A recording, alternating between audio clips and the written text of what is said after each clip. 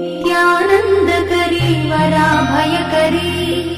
सौन्दर्यरत्नाकरी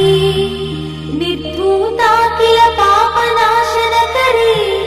प्रत्यक्ष माहेश्वरी प्राणेयाचलवंशपावनकरी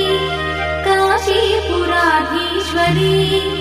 भिक्षां देहि कृपावलम्बनकरी